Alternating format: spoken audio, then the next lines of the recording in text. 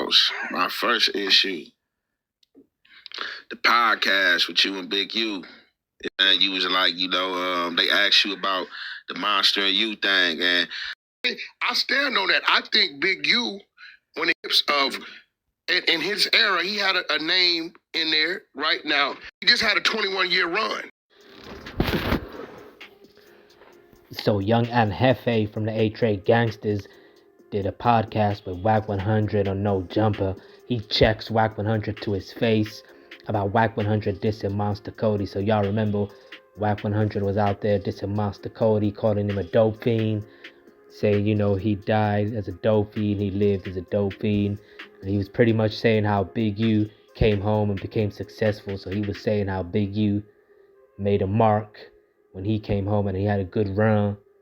But he was dissing Monster KODY. So Young and Jefe had an issue with that. So when they did a podcast on No Jumper, Young and Jefe let it be known. And then, he tells WACK, I got an issue with that. What's up with that? So WACK 100 responds.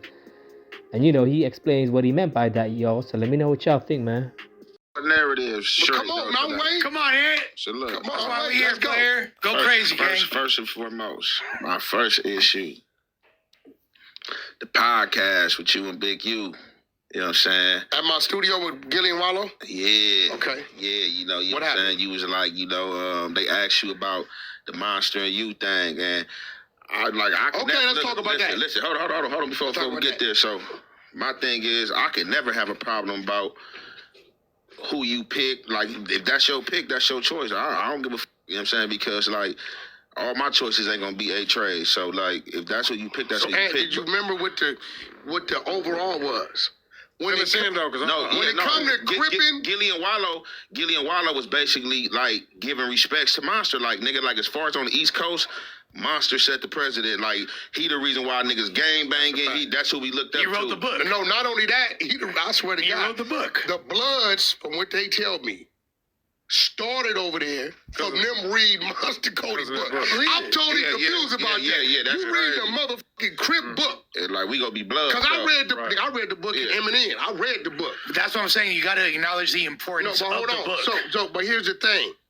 The difference between Monster KODY and Big U was the transitioning. You get me? Transition as far as what? Monster, I don't know what the he was thinking, because he had Oprah.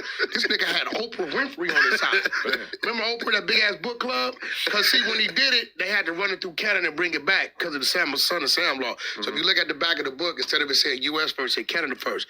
They were just intrigued with this nigga work to do that, right?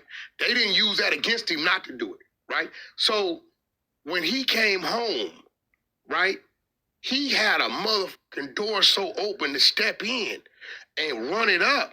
Right. But we seen the book, we read the book, everybody knew about the book. But when Monster come home, all you heard was he home, and then you heard about when he went back. Right. When Big U came home, right, he transitioned. And I'm gonna be real. I know it's transitioning because it was the red flag niggas that did it. Right. Cause soon he come home, he catch the case, right, with his son. Right. We bailed him out, got him an attorney, right? His first big check came from the game shoe deal, right? They let him make 80, right? The Nipsey deal come through me and Gang strategizing and setting up for him to get the bag. So, and then through us, he met a lot of industry people, right? So Big U, I feel like, was the Crip that did all the time that was known. Now, if you ask me who had more notoriety when it comes to the streets in that era, Monster KODY or Big U, I'm gonna tell you Monster KODY. Yeah. I never heard of Big U when I was right. You can't take that, right? And then when you get to the pen, you hear about all the work he put in.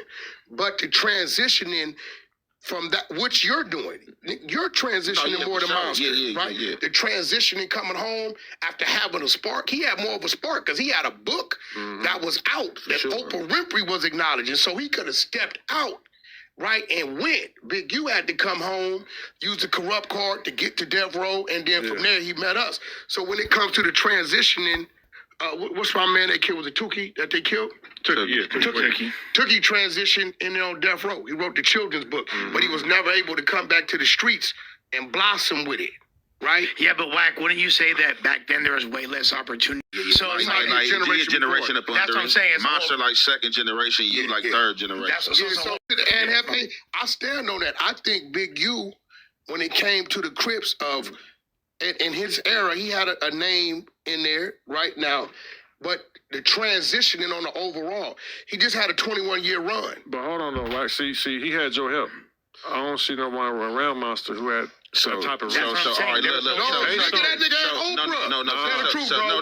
look, this is what I'm gonna say. Look, man, That nigga could have win. the people That nigga the people that Monster, you know what I'm saying, had around him, like for sure, Monster had billionaire motherfuckers around him, you know what I'm saying? Monster would tell you like a connects that he had and people he had in his pockets. That's This a the fact. thing is about Monster. Monster didn't care about that shit. Like, for real, seriously, like, even the homegirl that fucked with him from years, the G homegirl, she'd tell you, she like, Monster did it regardless of how that nigga died, like, yeah, to you, because you live in his life and you might be more aware. Like, what? Like, if I got $1 billion or $100 million, I ain't gonna do this and that. Like, that nigga lived and died how he wanted to die. Like he didn't care. And so that's what I'm saying. So but process shit differently. So, you know, that could have been like shit from, you know what I'm saying, the ledge that he did in the streets, like, you know, them demons foster it on him to where, like, water era too, bro. I know, but that's what I'm saying. Yeah, it's a difference between having somebody behind you with the bag who willing to help you, and then somebody like Wack who able to navigate it and use that bag to get you there. You know what I'm saying? no, but that's what I'm saying. He had all the people like they was willing to help, but I'm saying that was Monster was just doing him, like you know, he was on his little, he was doing what he wanted to do. He was on his little bench just going back and forth to jail.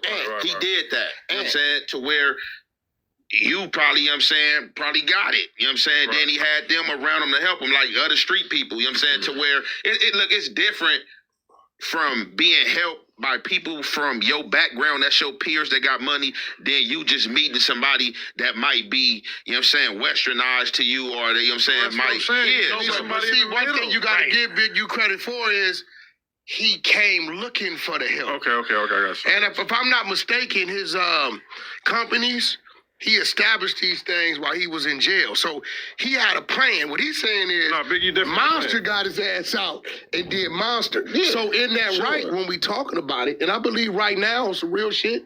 I see a lot of street dudes, right, that's making a run for big shit. Mm-hmm. Right now in this era, I'm watching it, like coming from my neighborhood, right?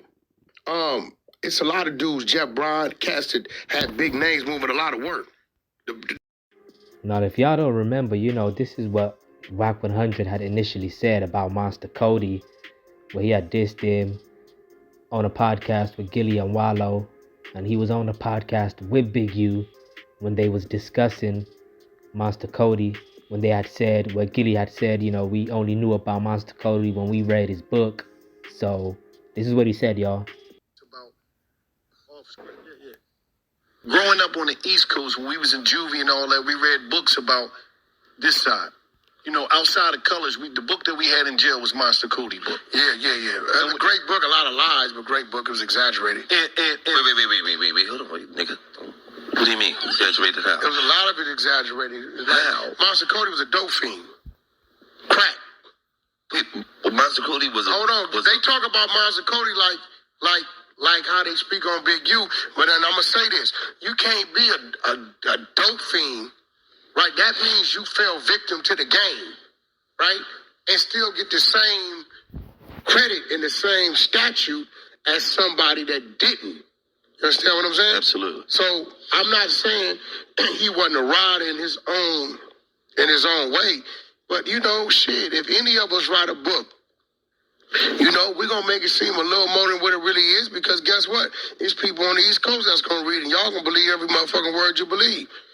Yeah. You read, you know what I'm saying? So I'm not saying that the nigga was some punk nigga, none of that, but they tried to make it look like when he walked in the motherfucking room, it was just silence and everybody was shaking in their boots. That nigga was some A-Trade gangster. That nigga had a notorious enemy called the Rolling 60s. And them niggas was feeding on each other. You know what I mean? Outside of everything else they didn't get along with. The whole hood's the card. What about the East Coasters? No, I mean, you know, understand where you from. Right around the corner, 9-0. Anything with an owner, anything with a neighborhood owner was his enemy. So he damn sure wasn't walking in nothing, shutting shit down like that. Right. You know, I ain't taking nothing from, you know, I really read the book, though. No, it was a great book. The great book. He wrote 3 books. I only read one. Well, Monster Cody was the one that changed the game for people on the East Coast reading that shit in the joint. Remember I told you a couple years ago. Oh, right, y'all. So let me know what y'all think, man. So there you go. Young and Jefe, him being from A-Trade Gangsters, sitting down with WACK 100 and 600. So he pretty much said, what's up with that? You know, WACK, why you dissed the big homie, the OG, Monster Cody. And so, you know, WACK 100, you know, y'all heard him say he stood his ground, pretty much saying how he defended Big U, saying Big U had a 21-year run. Big U came home, looked for help, wanted to, you know, be successful. He had a plan from prison, started up companies from prison, had a plan when he came home, and he executed his plan.